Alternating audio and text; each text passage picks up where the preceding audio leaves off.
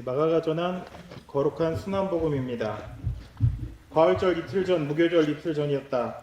대사제들과 율법학자들은 어떻게 하면 몰래 예수를 잡아 죽일까 하고 궁리하였다. 그러면서 백성들이 소동을 일으킬지 모르니 축제 기간만은 피하자고 하였다. 예수께서 베다니에 있는 나병 환자 시몬의 집에 계실 때 일이다. 마침 예수께서 음식을 잡수시고 계셨는데 어떤 여자가 매우 값진 나르드 향유 같은 옥합을 가지고 와서 그것을 깨트리고 향유를 예수의 머리에 부었다. 그러자 거기 있던 몇 사람은 매우 분개하여 아니, 이 향유를 왜 이렇게 낭비하는가? 이것을 팔면 300데나리온 노트 받을 것이고 그 돈을 가난한 사람들에게 나눠줄 수도 있을 텐데 에이 참. 하고 투덜거리면서 그 여자를 나무랐다. 그러자 예수께서는 참견하지 말아라. 이 여자는 나에게 가르한 일을 했는데 왜 괴롭히느냐. 가난한 사람들은 언제나 너희 곁에 있으니 도우려고만 하면 언제든지 도울 수가 있다. 그러나 나는 언제까지나 너희와 함께 있지는 않을 것이다. 이 여자는 내 장례를 위하여 미리 내 몸에 향유를 부은 것이니 자기가 할 수 있는 일을 다 한 것이다. 나는 분명히 말한다. 온 세상 어디든지 복음이 전해지는 곳마다 이 여자가 한 일도 알려져서 사람들이 기억되게 될 것이다.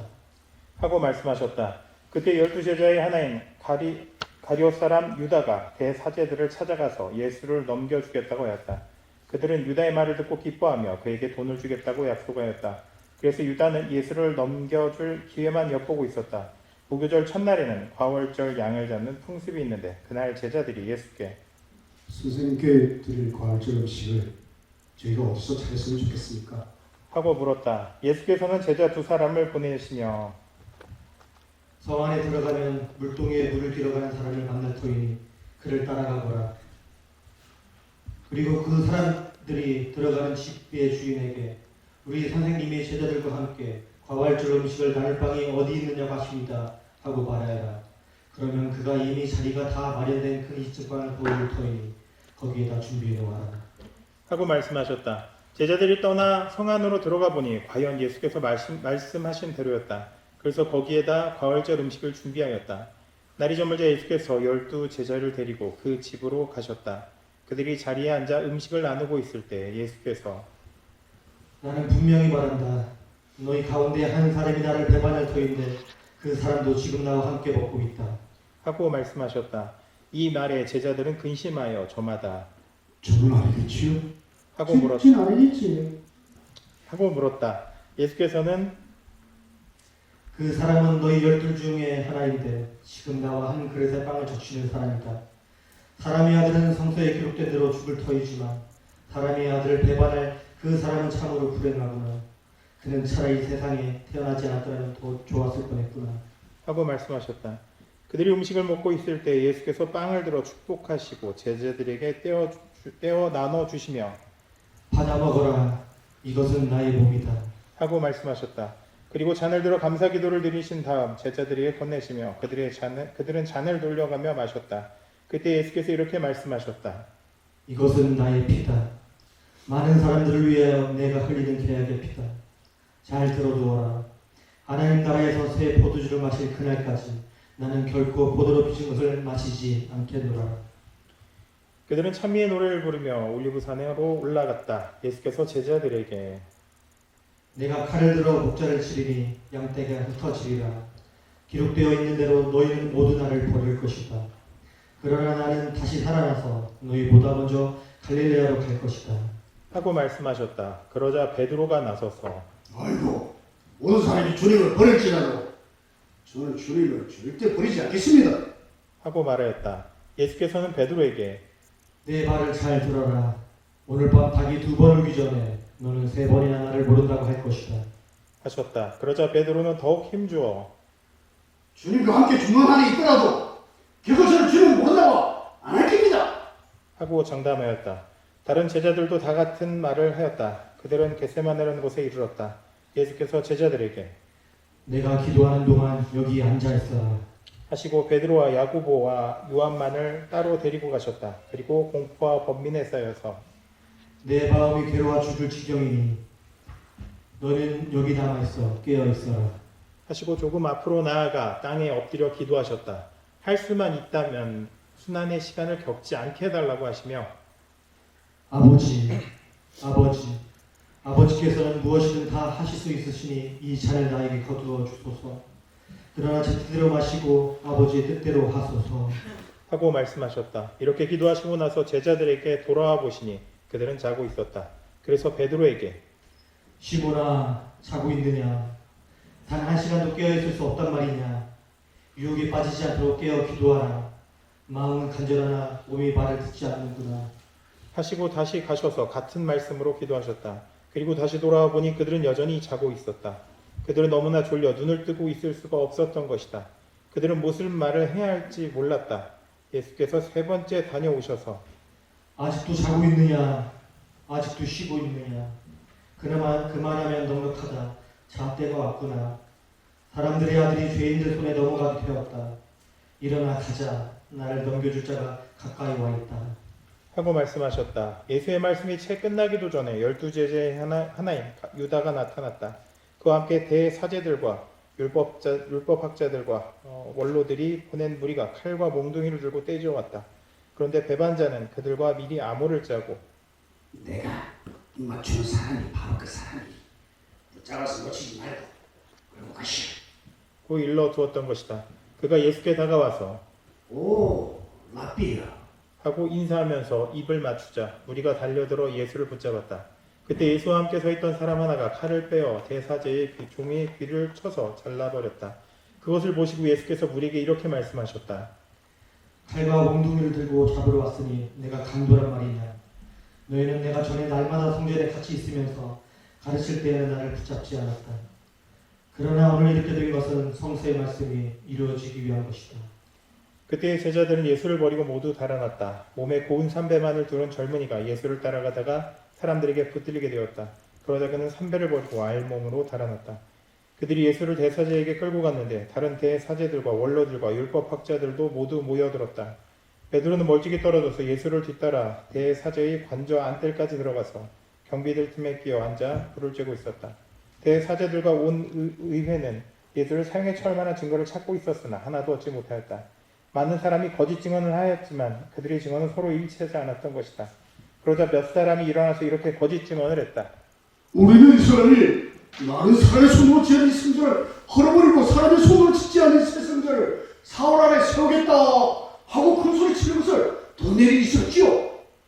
그러나 이 증언을 하는데도 그들의 말은 서로 일치하지 않았다. 그때 대사제가 한가운데 나서서 예수께 이 사람들이 그들에게 이토록 불리한 증언을 하는데 그들은 왜 아무런 할 말이 없는가? 하고 물었다. 그러나 예수께서는 입을 다문 채 한마디도 대답하지 않으셨다. 대사제는 다시 그대가 과연 찬양을 받으시 하나님의 아들 그리스도인가? 하고 물었다. 예수께서는 그렇다. 너희는 사람의 아들이 전능하신 분의 오른편에 앉아있는 것과 하늘의 구름을 타고 오는 것을 볼 것이다. 하고 대답하셨다. 이 말을 듣고 대사제는 자기 옷을 찢으며 이사 무슨 증거가 더 필요하겠소? 여러분은 방금 이 모독하는 말을 듣지 않았소? 자 이제 이 자를 어떻게 하면 좋겠소? 하고 묻자 사람들은 일제히 예수는 사형감이라고 단정하였다.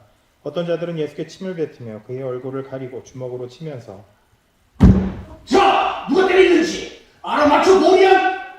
하며 조롱하였다. 경비들도 예수께 손찌검을 하였다. 그동안 베드로는 뜰 아래쪽에 있었는데 대사제의 여종 하나가 오더니 베드로가 불을 쬐고 있는 것을 보고 그의 얼굴을 유심히 들여다보며 당신도 저 나사렛 사람 예수와 함께 다니던 사람이군요. 하고 말하였다. 그러나 베드로는 무슨 소리입니까? 아닙니다. 난 저 사람을 도무지 알 수가 없습니다. 하고 부인하였다. 그리고 베드로가 대문께로 나가자 그 여종이 그를 보고 곁에 있던 사람들에게 다시 저 사람은 예수와 함께해요. 하고 말하였다. 그러나 베드로는 이 말을 또다시 부인하였다. 얼마 뒤에 옆에 서 있던 사람들이 베드로에게 다시 당신을 갈릴라 사람이 틀림없이 예수와 함께했고요. 하고 말하였다. 이 말을 듣고 베드로는 거짓말이라면 천벌이라도 받겠다고 맹세하면서 나는 당신들이 말하는 그 사람을 알지도 못한다니까요. 왜 그래요 자꾸? 하고 잡아떼었다. 바로 그때 닭이 두 번째 울었다. 베드로는 예수께서 닭이 두 번 울기 전에 내가 세 번 나를 모른다 할 것이다 하신 말씀이 머리에 떠올랐다. 그는 땅에 쓰러져 슬피 울었다. 날이 밝자 곧 대사제들은 원로와 율법학자들을 비롯하여 온 의회를 소집하여 의논한 끝에 예수를 결박하여 빌라도에게 끌고 가 넘겼다. 빌라도는 예수께 네가 유대인의 왕? 하고 물었다. 예수께서는 그것은 당신의 말이오. 하고 대답하셨다. 대사제들이 여러 가지로 예수를 고발하자 빌라도는 예수께 사람들이 저렇게 여러 가지 제목을 들어 고발하고 있는데 넌 아무 말이 들리지 않니요? 하고 다시 물었다. 그러나 예수께서는 빌라도가 이상하게 여길 정도로 아무런 대답도 하지 않으셨다. 명절 때마다 사람들이 요구하는 죄수하나를 놓아주는 관례가 있었다.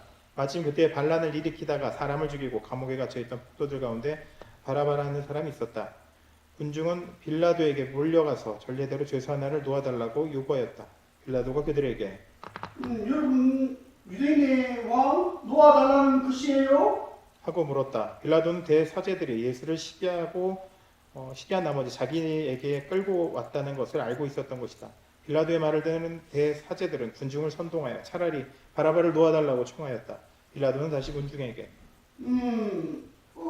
여러분이 유대인의 왕이라고 부르는 이 사람 그러면 어떻게 하면 좋겠어요? 하고 물었다. 그러자 군중은 십자가를 못 먹으시오! 십자가를 못 먹으시오! 하고 소리질렀다. 빌라도가 도대체 이 사람이 무슨 잘못을 했어요? 하고 물었으나 사람들은 더욱 악을 써가며 십자가를 못 먹으시오! 하고 외쳤다. 그래서 빌라도는 군중을 만족시키려고 바라바를 놓아주고 예수를 채찍질하게 한 다음 십자가형에 처하라고 내어주었다. 병사들은 예수를 총독관저들 안으로 끌고 들어가서 전 부대원을 불러들였다.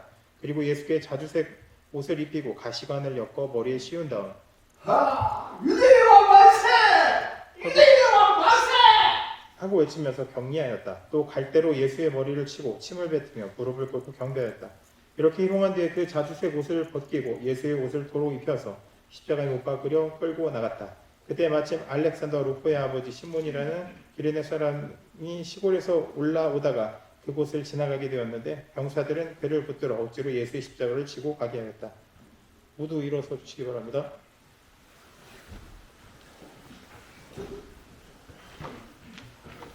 그들은 예수를 끌고 골고다라는 곳으로 갔다. 골고다는 해골산이라는 뜻이다. 그들은 포도주에 몰약을 타서 예수께 주었으나 예수께서는 드시지 않았다. 마침내 그들은 예수를 십자가에 못 박았다. 그리고 주사위를 던져 각자의 몫을 정하여 예수의 옷을 나누어 가졌다. 예수를 십자가에 못 박은 때는 아침 9시였다. 예수의 죄를 적은 명패에는 유대인의 왕이라고 쓰여 있었다. 예수와 함께 강도 두 사람도 십자가형을 받았는데 하나는 그의 오른편에 다른 하나는 왼편에 달렸다. 지나가던 사람이 머리를 흔들며 너는 승려를 헐고 살 아래 다시 짓는다니 십자가에서 내려와 내 목숨이나 던져버려! 하고 모욕하였다. 같은 모양으로 대사제들과 율법학자들도 조롱하며 남을 살리면서도 자기는 살리지 못하는구나. 어디 이스라엘 왕 그리스도가 지금 십자가에서 내려오라고 자. 그렇게 한다면 우리들 안 믿을 수 있겠어? 하고 서로 짓거렸다. 예수와 함께 십자가에 달린 자들까지도 예수를 모욕하였다. 낮 12시가 되자 온 땅이 어둠에 덮여 오후 3시까지 계속되었다. 3시에 예수께서 큰 소리로 이엘로이 이엘로이 레마 사박타니 하고 부르짖으셨다. 이 말은 나의 하나님 어찌하여 나를 버리셨나이까 라는 뜻이다. 거기에 있던 사람들 몇이 이 말을 듣고 저봐 이 사람이 엘리야를 부르고 있어. 하였다. 어떤 사람은 달려오더니 해면을 신 포도주에 적시어 갈대 끝에 꽂아 예수의 입에 대주면서 어디 엘리야가 와서 그를 내려주나 봅시다. 하고 말하였다. 예수께서는 큰 소리를 지르시고 숨을 거두셨다. 무릎 꿇고 잠시 묵상하는 시간 갖겠습니다.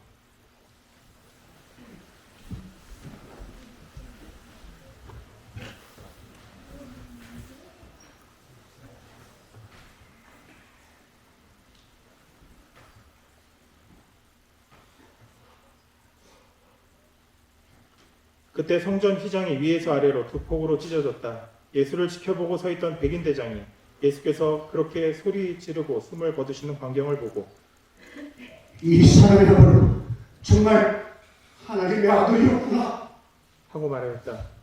또 여자들도 먼 데서 이 광경을 지켜보고 있었는데 그들 가운데는 막달라 여자 마리아, 작은 야고보와 요셉의 어머니 마리아, 그리고 살로메가 있었다. 그들은 예수께서 갈릴레아에 계실 때 따라다니며 예수께 시종들던 여자들이다. 그 밖에도 예수를 따라 예루살렘에 올라온 여자들이 거기에 많이 있었다. 날이 이미 저물었다. 그날은 준비 곧 안식일 전날이었기 때문에 아리마대 사람 요셉이 용기를 내어 빌라도에게 가서 예수의 시체를 내어달라고 청하였다. 그는 명망 있는 의회 의원이었다. 하나님 나라를 열심히 대망하고 있는 사람이었다. 이 말을 듣고 빌라도는 예수가 벌써 죽었을까 하고 백인대장을 불러 그가 죽은 지 오래되었는가 물어보았다. 그리고 백인대장에게서 예수가 분명히 죽었다는 사실을 듣고는 시체를 요셉에게 내어주었다.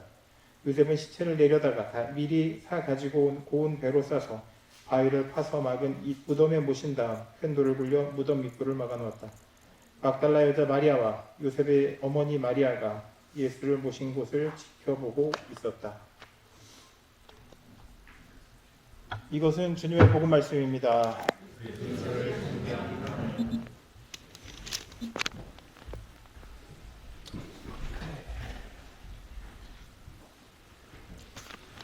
오늘 복음서 본문 내용이 A4 용지로 한 5장 정도 되더라고요. 그 외에 이제 다른 본문들 같이 합치면 그냥 A4 용지로 한 6장 정도 분량이에요. 그냥 읽고만 끝내도 돼요. 그리고 또 오늘 또 이렇게 나눠서 서로 읽었잖아요. 그래서 그냥 한번 읽고 끝내볼까라는 파격적인 시도를 해볼까 했는데 너무 파격적일 것 같아서 그렇게는 못했고요. 예, 이 말을 하는 이유가 지금 시계가 제가 안 보이는데 아마 오늘은 3종을 치고 밥을 먹지 않을까라는 생각이 들어서 미리 말씀을 드려봅니다. 예, 오늘 복음서 내용이 많이 길었는데 오늘 복음서 내용을 간략하게 먼저 나눠보자면 마가복음 14장에서 시작할 때 대제사장들과 서기관들이 예수님을 죽일 계획을 세워요. 그리고 베다니아에서 옥합을 깨서 예수님께 향유를 붓는 여인의 이야기가 나와요. 그 이후에 바로 유다의 배신이 나오고 그 다음에 최후의 만찬을 해요. 그리고 베드로가 예수님을 부인할 것이라고 예언을 하세요. 베드로가 예언을 한 게 아니고 예수님께서 베드로가 부인할 것을 예언하신 거죠. 그리고 겟세마네 동산에서 기도하시는 모습이 나와요. 그리고 잡히시고 대제사장들과 서기관들에게 의미 없는 재판을 받아요. 그리고 나서 예수님께서 예언하듯이 베드로는 예수님을 3번 부인하게 되는 걸 볼 수 있어요.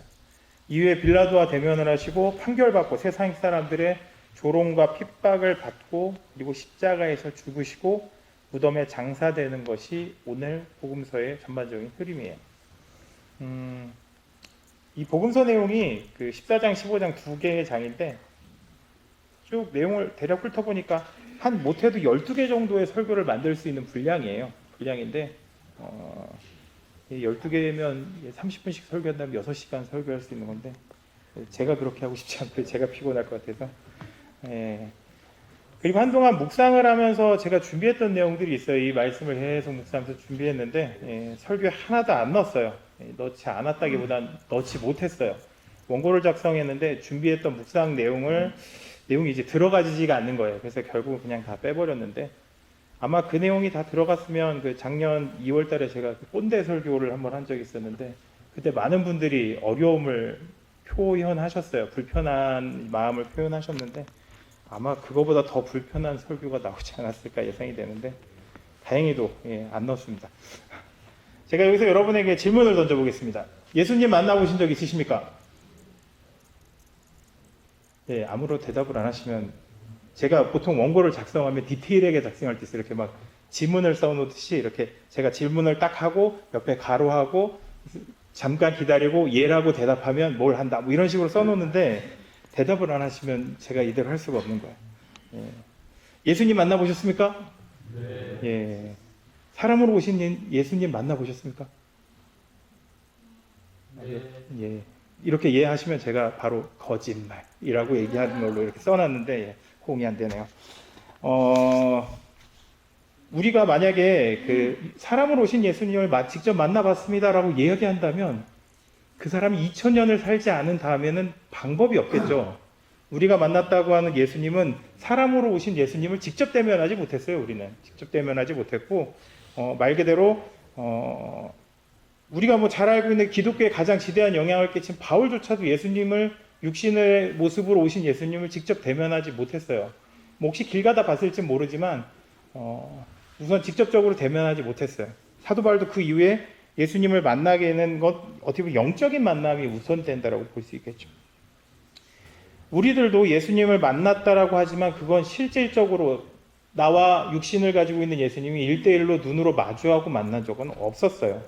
그냥 말 그대로 내가 아는 건 영적으로 만난 예수님을 우리가 알고 있다는 거죠.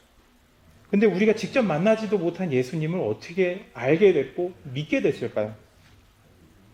우린 성경을 통해서 예수님을 알게 됐어요. 예, 그리고 난 다음에 성령을 통해서 우리가 예수님을 믿는 믿음의 마음을 갖게 된다는 거죠. 그런데 여러분들이 예수님을 알고 믿는 것이 혼자서 성경 보고 성령 받아서 가능했던 걸까요? 아마 그런 분은 없을 거예요.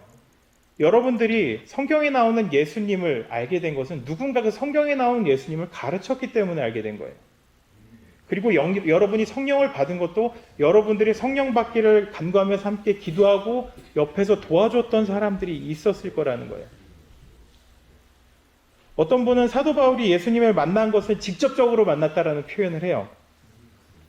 사도행전 9장에 보게 되면 예수님과 사도 바울의 그 첫 만남은 사울이 예수 믿는 사람을 잡아서 이제 족치려고 가고 있었죠. 가고 있는 와중에 다메섹 도상에서 예수님을 만나요. 근데 사람의 실물의 모습이 예수님을 만났다고 할 수는 없었어요. 음성을 들었어요. 음성을 듣고 난 다음에 누구시냐고 물어봤더니 네가 핍박하는 예수다라고 답변을 하셨어요. 그리고 난 다음에 어떻게 됐어요? 사도 바울은 눈이 보이지 않게 됐어요. 그때 예수님이 정말 옆에 계셨어도 못 봤을 거예요.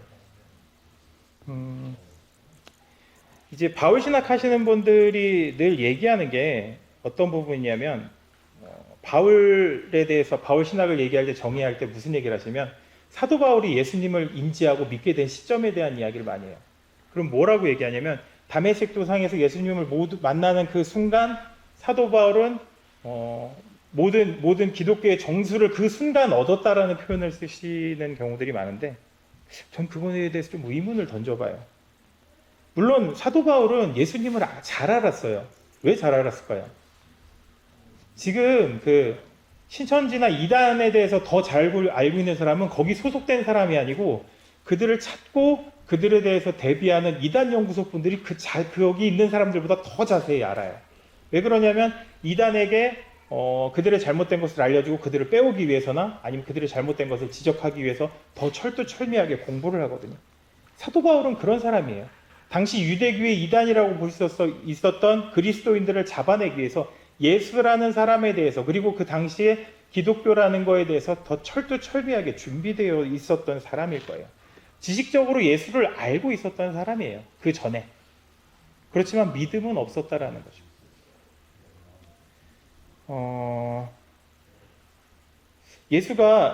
사도 바울이 예수를 만나고 나서 회심을 했기 때문에 그가 그때 그리스도 교회의 모든 정수를 깨달았다고 하기보단 이미 지식적으로 알고 있었던 것이 방향성이 바뀌어 버렸다는 거죠.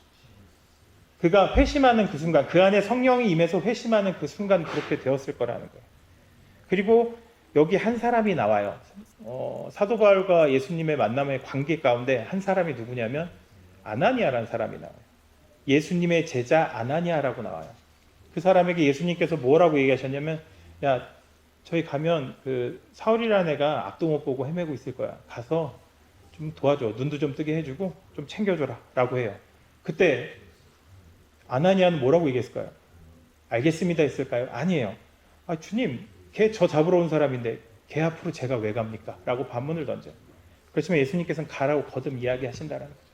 아나니아는 자기가 죽을 수도 있어요. 죽을 수도 있는 상황 가운데서 그 자리로 나갔다라는 거예요.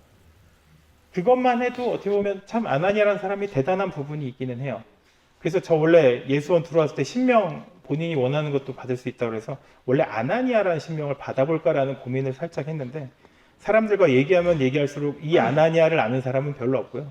그 앞에 헌금 띄워먹다가 부인이랑 같이 죽은 아나니아만 기억하고 계셔서 이 이름을 쓰면 나에게 마이너스겠구나 싶어서 그냥 주시는 이름을 쓰자 하고 해서 이제 메큐라는 이름을 받게 된 건데 아나니아라는 사람이 결국은 이 사울이라는 사람이 예수를 믿게 하는데 지대한 도움을 줘요. 그의 눈도 뜨게 해주고 그에게 물로 세례도 베풀어요. 그리고 그가 성령 세례 받을 수 있도록 옆에서 돕는 역할을 감당했다라는 거예요. 물론 이 이후에 아나니아 이야기는 나오지 않아요.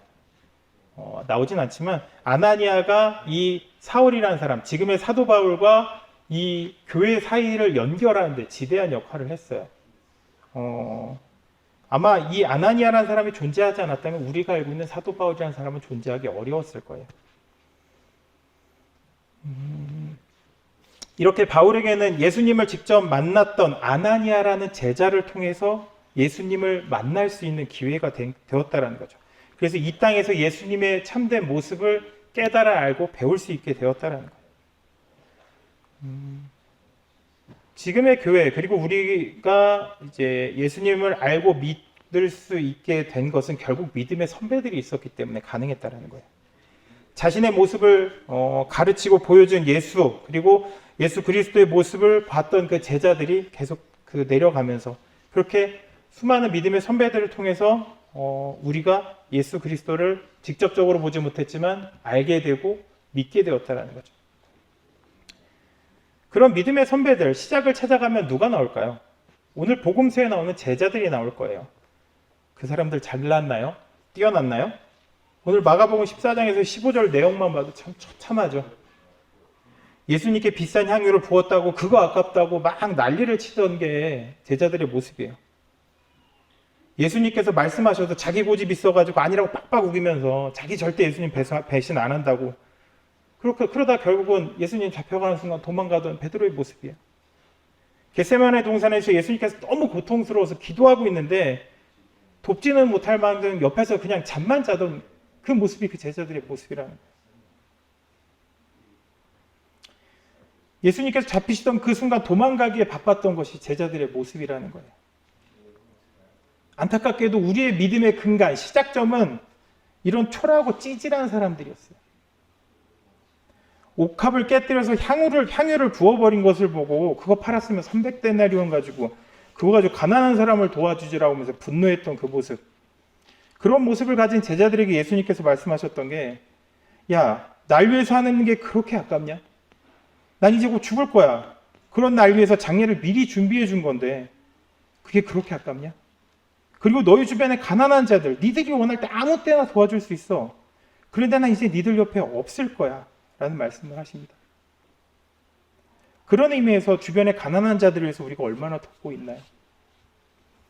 지난 1월에 그 이사가 있었던 날 형제들이 대부분 나가셨어요. 원내의 형제라고는 손가락 금간 한우커 형제님, 다리가 불편한 기도현 형제님, 그리고 손목이 박살나서 그냥 아무것도 못하고 있는 저 3명이 남았어요.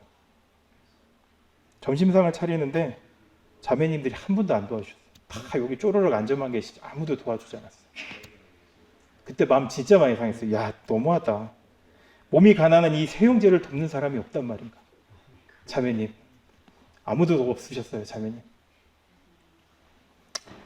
그런데 지난 회원 모임 후에 자매님들이 나눌 내용이 있다고 하셔서 자매님들은 따로 유아실에 올라가셨어요. 이날따라 간식 엄청 많이 나왔어요. 뭐 고구마도 나오고 뭐 과자도 나오고 막 하여간에 그릇이 여러 개 나왔어요. 컵이랑.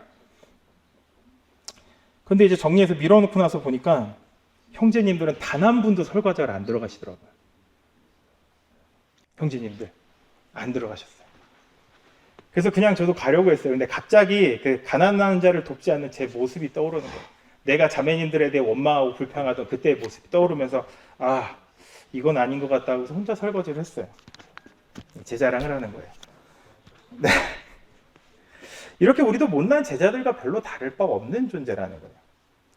우리는 예수님께서 잡히시고 난 이후에 십자가에서 죽으실 때까지 어떻게 보면 세상 사람들은 때리고 욕하고 침뱉고 믿었던 제자들에게 팔리고 배신당했던 그 모습을 떠올리면서 오늘 이사야서 시편 말씀을 보면 떠오르면서 했던 말이 고난당하는 예수님을 떠올릴 거예요. 그래, 예수님이 이렇게 고난당하셨어. 근데 여기서 예수님만 이렇게 고난당하셨구나라 해서 끝나면 안 된다라는 거예요. 우리에게 이사야서 시편에서 이 고난의 대상자가 예수님만이 아닌 내 자신이 되어야 한다라는 거예요. 오늘 서신서인 빌립보서 2장을 보면 우리에게 예수님의 마음을 품으라고 말씀하시는 것을 볼 수 있어요. 하나님이면서도 오히려 자신을 낮추고 사람으로 오셔서 죽기까지 하셨던, 그리고 복종하면서 십자가에서 죽으셨던 그 예수 그리스도, 그 예수님의 마음을 품으라고 말씀하고 있다는 거예요. 예수님이 당한 그 고난이 그것이 2000년 전에 예수님의 고난에서만 멈춰 있다고 한다면 지금의 교회는 존재할 수 없다라는 거예요. 만나보지 못했는데 어떻게 믿을 거예요? 2000년 전에 예수에 멈춰 있다고 한다면. 그런데 지금 교회가 우리 예수원 공동체가 유지되고 있는 이유는 뭘까요? 지금 자리를 지키고 있는 우리에게 예수 그리스도의 모습을 직접 보여준 믿음의 선배들이 있었기 때문이라는 거예요. 그분들 한 사람 한 사람 떠올리다 보면 완벽한 사람은 또 없어요. 다만 그렇게 완벽하지 않음 속에서도 작게 때로는 크게 한두 가지 정도 내 마음을 때리는 예수님의 모습들을 우리가 발견할 수 있다는 거죠. 날 위해서 힘들지만 틈틈이 화목난로에 불을 넣으시는 형제님들이 있어요. 날 위해서 피곤하지만 이른 아침에 나와서 밥 해주시는 자매님들이 있다는 거예요. 뭐 그렇게 크지 않지만 예수님께서 우리의 추위와 배고픔을 안타까워하셨듯이 예수님의 모습으로 일하시는 분들이 있다는 거예요. 우리는 그 믿음의 모습을 닮아가야 된다는 거예요.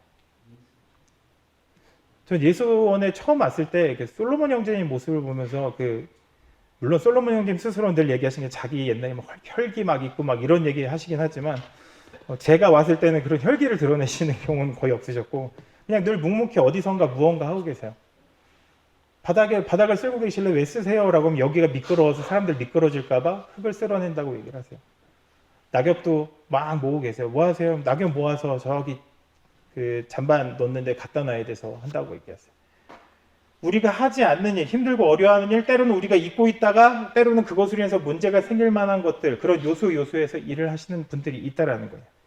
그분들이 예수 그리스도의 마음을 가졌기 때문에 가능하다라는 거죠. 예수님께서 사람들 보면 참 많이 안타까우셨을 거예요. 지금 전 세계 1위 부자가 누군지 아세요? 네, 일론 머스크로 하시는 분이 계시면 밀려나셨어요. 밀려나셨고 지금 전 세계 부자 1위가 누구냐면 베르나로 아르노라는 사람이에요.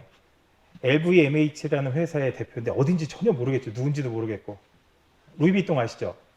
예, LVMH라는 회사가 사치제 제조 기업이에요. 그러니까 명품 만드는 회사예요. 근데 명품 만드는 회사 그 루이비통만 있는 게 아니고 여러분 우리는 잘 모르지만 명품이라 안 치면서 그 사람 그 회사 이렇게 그림 하나 봤는데 로고가 한 수십 개가 밑에 쫘라락 박혀 있는 거예요. 저거 다 뭐야? 이랬는데 그 사람이 소속돼 있던 LVMH라는 회사 산하에 있는 기업들이에요.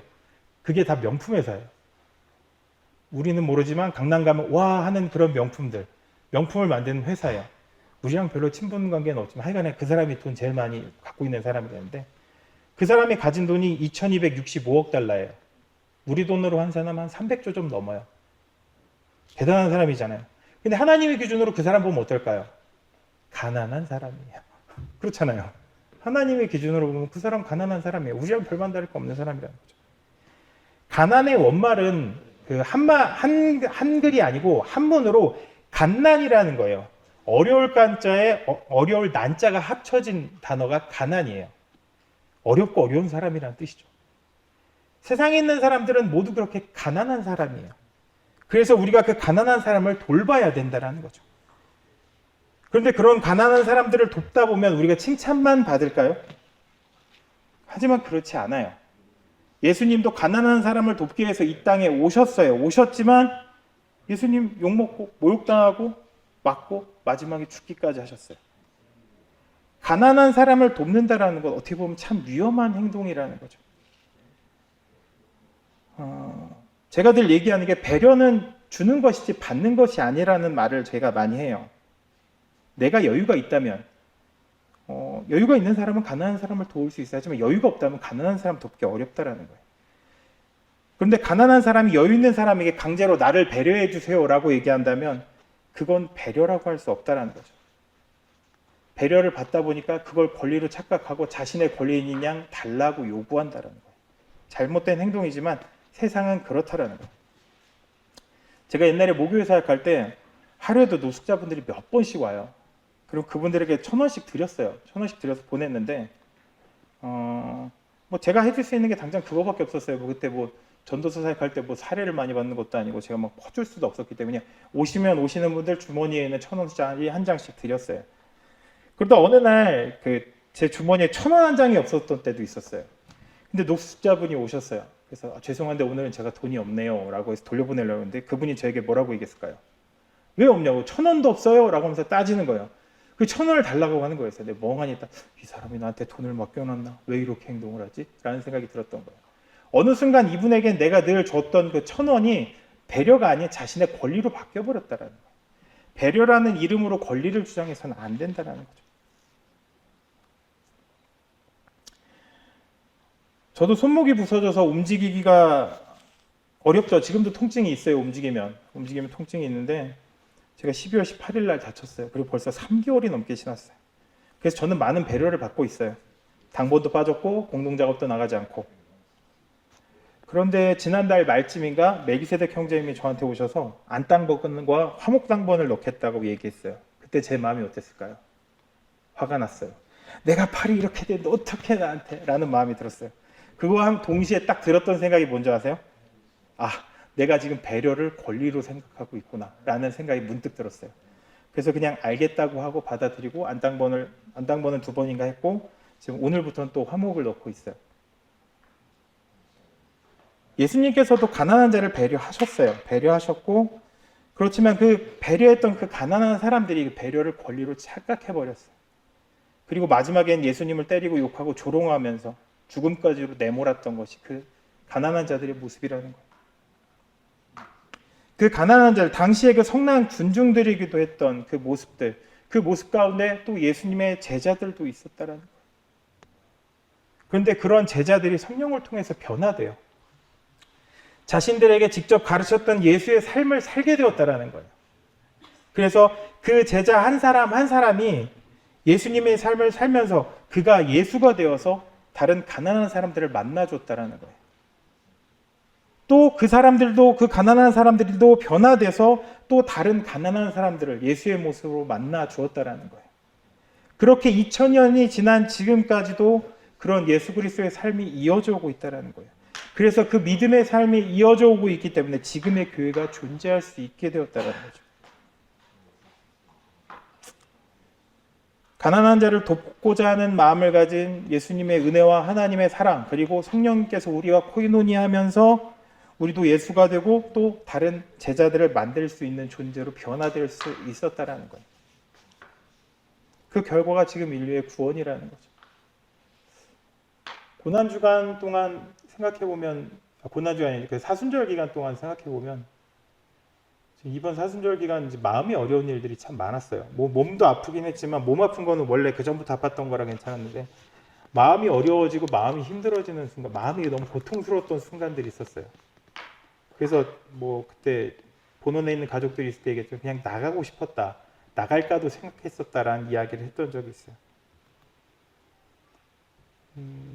물론 관계 가운데의 문제도 있어요. 내 마음 중심의 문제도 있어요. 여러 가지 복합적으로 저를 너무 힘들게 했어요. 안팎으로 너무 힘들게 하다 보니까 그냥 나갈까라는 생각까지 할 만큼. 그래서 저는 곰곰이 생각해보니까 이런 고난이 나에게 유익이 될 수 있을까라는 생각을 처음에 했지만 시간이 지나고 또 그런 강팍했던 마음을 갖고 있던 제 마음 가운데 뭐 특별한 뭐 이유도 없었어요. 뭐 이렇게 누가 와서 나를 위로해 준 것도 아니고 아무것도 없었죠. 어느 순간 그 마음을 누그러뜨리시는 주님을 만날 수 있게 됐어요. 그래서 이 고난의 시간에 내가 예수 그리스도의 고난에 참여해서 나에게 유익함이 있을 수 있구나라는 걸 조금씩 알게 됐어요. 우리가 예수 그리스도를 믿는 사람이라고 한다면 고난을 등한시해서는 안 돼요. 예수 그리스도를 더 열심히 전하는 만큼 우리에게 더 많은 고난이 함께할 거예요. 그때 그 고난을 피하면 안 되고 우리도 예수 그리스도께서 받으셨던 그 고난을 우리도 동일하게 받아야 한다는 거예요. 그러기 위해서 우리가 예수 그리스도의 제자가 된 삶을 산다라고 이야기하는 거예요. 예수님의 제자들, 예수님과 동일하게 고난받다 다 죽었어요. 뭐 물론 자기 수명대로 산 요한 같은 사람도 있긴 하지만 고난받고 괴로움과 고통 가운데 살다가 그들은 죽었어요. 하지만 그들의 마음 가운데 그리스도의 향기를 나타냈다라는 것, 그리스도의 모습을 다른 이들에게 전파할 수 있었다라는 기쁨이 있었다라는 거예요. 우리에게도 그런 기쁨이 있고, 그리고 우리가 더 많은 이들의 구원을 위해서 때로는 내가 고난당하고 핍박받고 비난당하고 욕먹는 순간이 있을지라도 그것을 감내할 수 있는 그런 믿음의 사람들이 되시길 기원하겠습니다. 기도하겠습니다. 아버지 하나님, 우리가 예수 그리스도의 고난을 떠올리며 주님은 나를 위해서 이렇게 고난받으셨구나, 고통 가운데 계셨구나라는 것을 알게 되지만 과연 우리가 그 고난에 얼마만큼 참여하는지는 모르겠습니다. 하지만 2000년이란 세월 동안 참 수많은 사람들이 예수 그리스도의 고난에 참여하였습니다. 그리고 그들이 그 고난과 고통 가운데 더 많은 이들에게 복음을 전할 수 있는 귀한 기회가 되기도 했습니다. 2000년이란 이 짧지 않은 시간 동안 예수 그리스도의 복음이 우리에게까지 내려올 수 있었던 것은 그 고난과 고통 가운데 있었던 예수님의 모습과 동일한 삶을 살았던 수많은 예수들이 있었기 때문에 가능했습니다. 이젠 우리가 고난과 고통 가운데서도 가난한 자, 힘들고 어려운 자를 돕고자 하는 귀한 마음을 가지고 그 고난과 고통을 감내할 수 있는 그런 예수의 모습을 닮은 자로서 작은 예수의 삶을 살아야 된다는 것을 잊지 않게 해주시고, 우리가 그러한 삶을 살아 나아갈 때 이 세상 모든 이들에게 구원의 기회가 있고 우리들 마음 가운데도 주님의 구원의 기쁨이 함께할 것이라는 걸 늘 잊지 않게 해주셔서 그런 구원에 참여하는 자, 정말 예수 그리스도의 고난과 고통에 참여하기에 마지막 때 예수 그리스도의 그 기쁨과 모든 위로함과 평안함 그리고 영광 가운데 함께할 수 있는 귀한 믿음의 사람들이 될 수 있도록 주님께서 늘 이끌어 주시옵소서. 주의 사랑과 은혜를 늘 믿고 기대하며 살아계신 주 예수 그리스도 이름으로 감사하며 기도드렸습니다. 아멘.